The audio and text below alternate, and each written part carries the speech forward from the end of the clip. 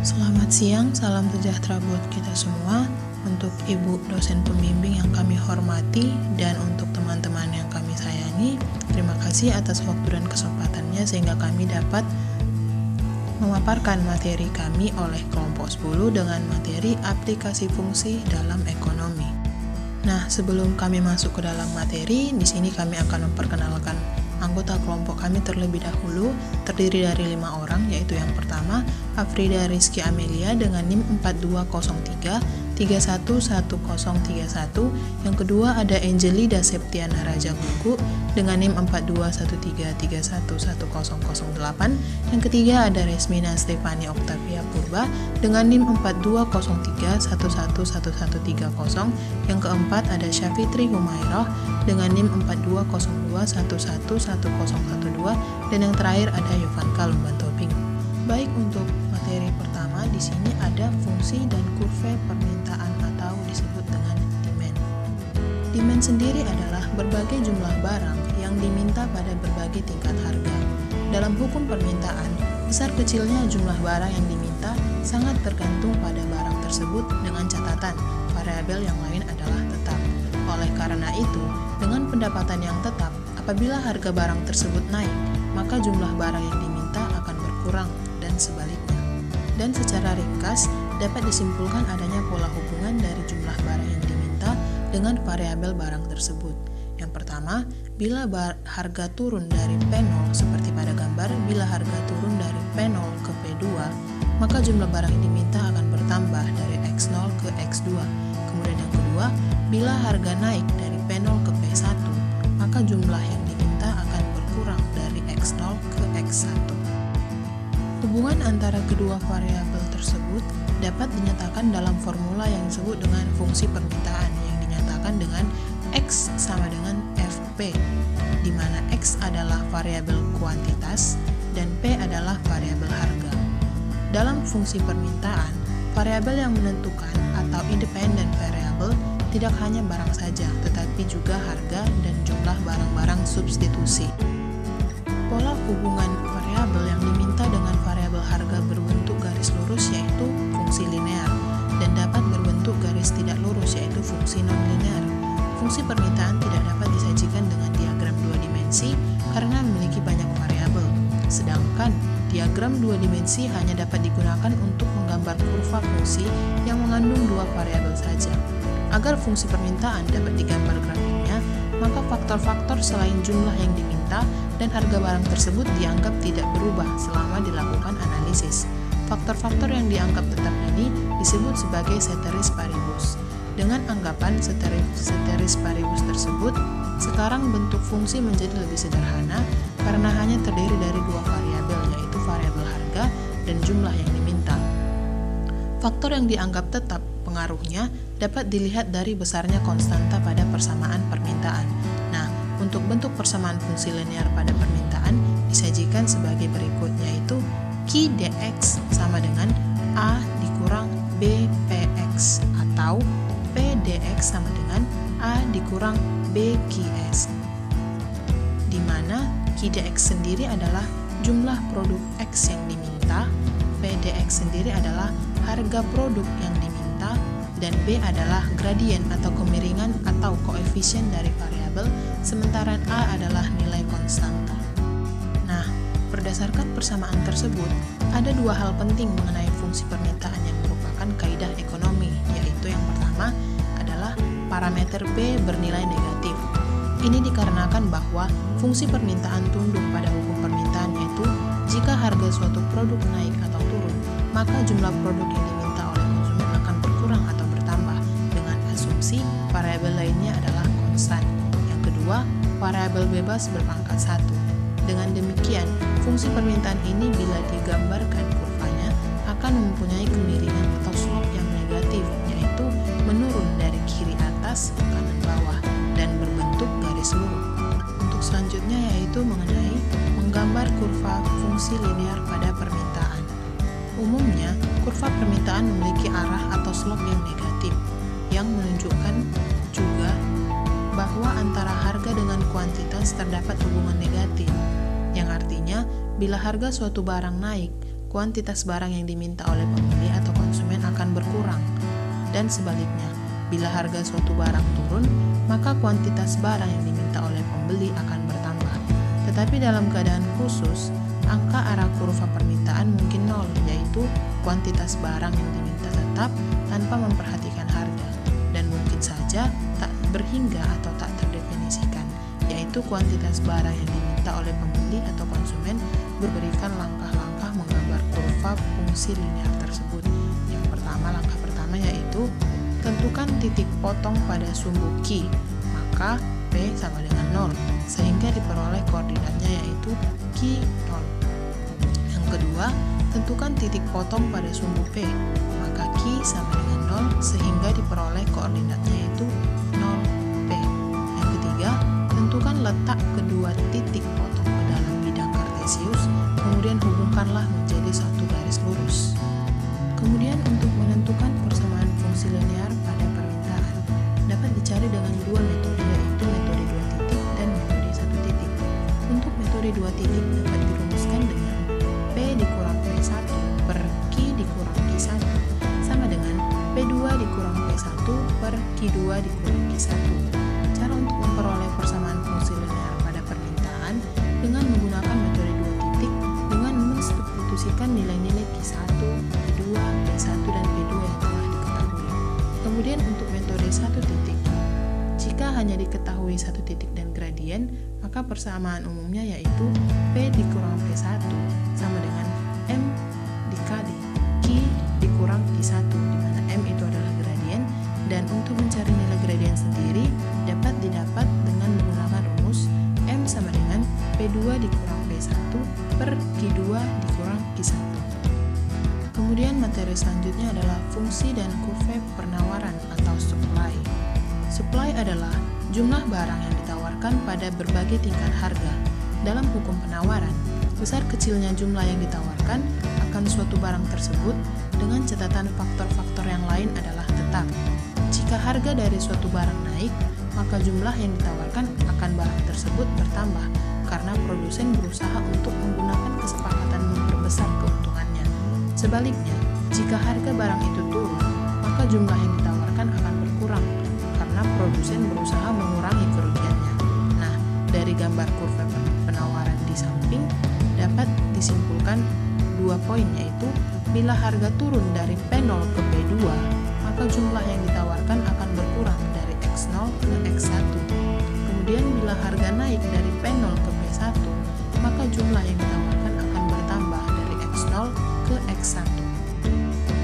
Di dalam fungsi penawaran yang menentukan titik 1, tetapi dapat lebih dari 1, maka hubungan variabel-variabel tersebut dinyatakan sebagai X1 sama dengan F dikali X2, X3, X4, dan seterusnya, di mana X1 sendiri adalah variabel kuantitas, X2 adalah variabel harga, X3 adalah biaya produksi, dan X4 adalah kuantitas barang yang tersedia dari bahan bakunya, dan seterusnya.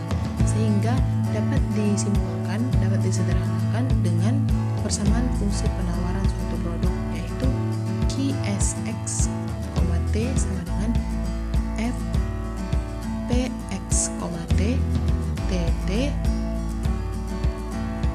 PR, T dan PE X, T ditambah 1, di mana QX SX, T adalah jumlah produk X yang ditawarkan, PX, T adalah jumlah produk X yang ditawarkan oleh produsen dalam periode tertentu, TT adalah teknologi yang tersedia, PF, T adalah harga faktor-faktor produksi, PR, T adalah harga produk lain yang berhubungan, dan yang terakhir PE X, T ditambah 1 adalah harapan produsen terhadap harga produk. Kemudian menggambar kurva fungsi linear pada penawaran. Pada gambar ada gambar A, B, dan C. Nah, untuk gambar A menunjukkan bahwa hubungan antara harga dengan kuantitas barang yang ditawarkan oleh penjual adalah positif atau berbanding lurus, yang artinya jika harga barang naik, maka kuantitas barang yang ditawarkan oleh penjual bertambah, dan apabila harga pasar barang tersebut turun, maka kuantitas barang yang ditawarkan oleh penjual adalah turun. Kemudian pada gambar B, kuantitas barang yang ditawarkan oleh penjual akan tetap tanpa memperhatikan harga. Kemudian untuk gambar C, kuantitas yang ditawarkan oleh penjual akan berubah pada harga tetap. Nah, selanjutnya untuk keseimbangan pasar atau market equilibrium. Keseimbangan pasar sendiri adalah suatu titik apabila jumlah produk yang ditawarkan sama dengan jumlah produk yang diminta dan harga yang ditawarkan sama dengan harga yang diminta. Keseimbangan pasar sendiri adalah titik pertemuan permintaan dan penawaran, sehingga titik keseimbangan pasar ditentukan oleh titik perpotongan antara kurva permintaan dan kurva penawaran. Di dalam menentukan titik keseimbangan pasar itu, untuk suatu barang atau jasa perlu diperhatikan syarat-syarat yang harus dipenuhi. Adapun syarat-syaratnya yaitu yang pertama, titik keseimbangan pasar hanya berlaku untuk nilai-nilai yang positif. Yang kedua, titik keseimbangan pasar hanya berlaku untuk titik yang memenuhi ketentuan bagi kurva permintaan dan kurva penawaran. Atas dasar dua persyaratan tersebut, maka tidak mungkin terdapat dua titik keseimbangan pasar bagi kurva permintaan dan penawaran, walaupun mungkin terdapat dua titik potong dari fungsi permintaan dan penawaran. Apabila kita melihat gambar di atas merupakan gambar suatu kurva dari keseimbangan pasar. Dari kurva tersebut terdapat titik A dan titik B. Titik A merupakan titik keseimbangan pasar, sementara pada titik B bukan merupakan titik dari keseimbangan pasar. Maka secara sistematis dapat dituliskan QD sama dengan QS atau PD sama dengan PS. Syarat untuk mencapai keseimbangan pasar ini adalah dengan jumlah produk yang diminta oleh konsumen harus sama dengan jumlah produk yang ditawarkan oleh produsen, yaitu dengan QD sama dengan QS. Harga produk yang diminta sama dengan harga produk yang ditawarkan, yaitu PD sama dengan PS, sesuai dengan sistematis pada kurva keseimbangan pasar. Selanjutnya kita masuk pada contoh soal. Kurva permintaan barang tersebut dapat digambarkan dengan mencari titik potong fungsi dengan sumbu X dan P dengan penyelesaian dx sama dengan min 2P ditambah 12, Sx sama dengan 2P dikurang 3, sehingga min 2P ditambah 12 sama dengan 2P dikurang 3, 4P sama dengan 15, P sama dengan 3/4, dan X sama dengan 4/1/2. Selanjutnya, dari titik P dan X dapat kita gambarkan pada koordinat kartesius yang terlampir pada gambar di layar. Selanjutnya, jadi titik keseimbangan pasar pada E adalah 4/1/2, 3/4. Selanjutnya bagian D, pengaruh subsidi terhadap keseimbangan pasar. Subsidi adalah bantuan uang atau sebagainya kepada yayasan, perkumpulan, dan lain-lain, atau biasanya dari pemerintah. Kemudian, keseimbangan pasar adalah keadaan ketika jumlah barang yang diminta sama dengan jumlah barang yang ditawarkan pada harga tertentu. Maka, dampaknya harga keseimbangan yang tercipta di pasar itu lebih rendah daripada harga keseimbangan sebelum atau tanpa subsidi, atau titik keseimbangannya bergeser menjadi lebih rendah. Subsidi sebelum per unit. Pertama, keseimbangan pasar awal atau sebelum subsidi adalah QD sama dengan QS. Yang kedua, keseimbangan pasar setelah subsidi dengan fungsi permintaan QDS sama dengan QD sama dengan A dikurang BP. Sementara pada fungsi penawaran 0 sama dengan C ditambah D dikali P ditambah S. Keseimbangan pasar setelah subsidi, maka QDS sama dengan QSS atau A dikurang BP sama dengan C ditambah D dikali P ditambah S. Yang ketiga, A perubahan harga per unit barang atau delta P dengan rumus delta P sama dengan PE dikurang PS. B perubahan kuantitas barang yang diminta atau AQ dengan rumus AQ sama dengan QS dikurang QE. C besarnya subsidi per unit barang atau jasa yang dinikmati konsumen atau SK dengan rumus SK sama dengan PE dikurang PS dikurang delta P, dengan total subsidi yang dinikmati konsumen atau SK itu sama dengan SK sama dengan delta P dikali QS. D. Besarnya subsidi per unit barang atau jasa yang dinikmati produsen atau SP itu ditulis dengan SP sama dengan S dikurang delta P, dengan total subsidi yang diterima oleh produsen atau SP yaitu SP sama dengan S dikurang delta P dikali QS. E. Total subsidi yang dikeluarkan oleh pemerintah dengan S yaitu S sama dengan S kecil dikali QS sama dengan SK ditambah SP. Contoh soal. Diketahui fungsi permintaan suatu barang adalah P sama dengan 10 dan fungsi penawaran P sama dengan 4 ditambah 2X, di mana X sama dengan variabel kuantitas dan P sama dengan variabel harga. Bila terhadap barang tersebut diberikan subsidi sebesar S sama dengan 2, maka gambarkanlah grafik fungsi atau kurv permintaan dan penawaran sebelum dan sesudah subsidi. Yang pertama, tentukan titik keseimbangan pasar sebelum subsidi. Yang kedua, tentukan keseimbangan pasar sesudah subsidi. Yang ketiga, gambarkan grafik fungsi atau kurv permintaan dan penawaran sebelum dan sesudah subsidi. Baik, kita masuk ke penyelesaian. Yang pertama, kita akan mencari titik keseimbangan pasar sebelum subsidi dengan DP sama dengan 10 dikurang 1/2X, SP sama dengan 4 ditambah 2X, sehingga 10 dikurang 1/2X sama dengan 4 ditambah 2X. Maka 21/2X sama dengan 6. X sama dengan 6/5 atau sama dengan 2,4 dan P sama dengan 8,8. Maka titik keseimbangan pasar sebelum subsidi atau E sama dengan 2,4,8,8. Yang kedua, titik keseimbangan pasar setelah subsidi.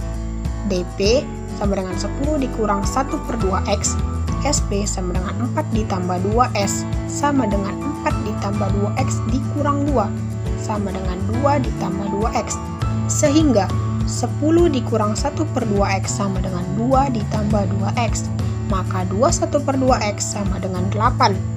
X sama dengan 8/5 sama dengan 3,2 dan P sama dengan 8,4.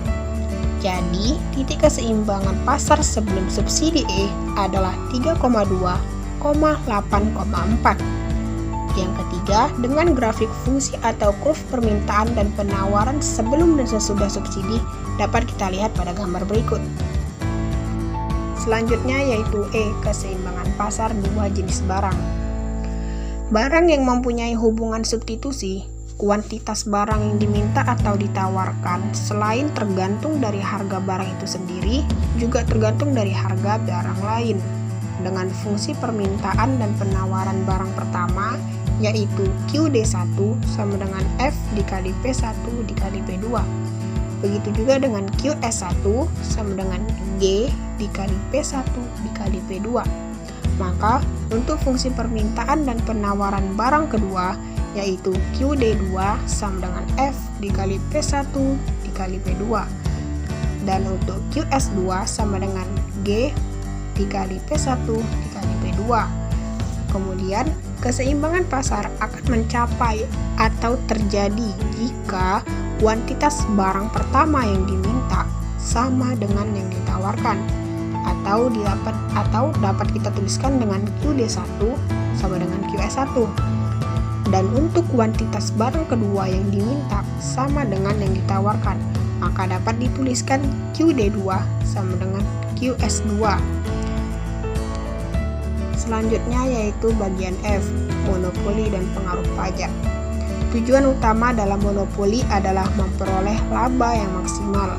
Hal-hal yang berkaitan di dalam laba adalah harga dan kuantitas yang dikehendaki. Maka terdapat 3 faktor dalam monopoli. Yang pertama adalah TR atau total revenue. yaitu P dikali Q. Yang kedua adalah biaya atau TC. Yang ketiga adalah laba maksimal atau NR, di mana NR itu sama dengan TR dikurang TC.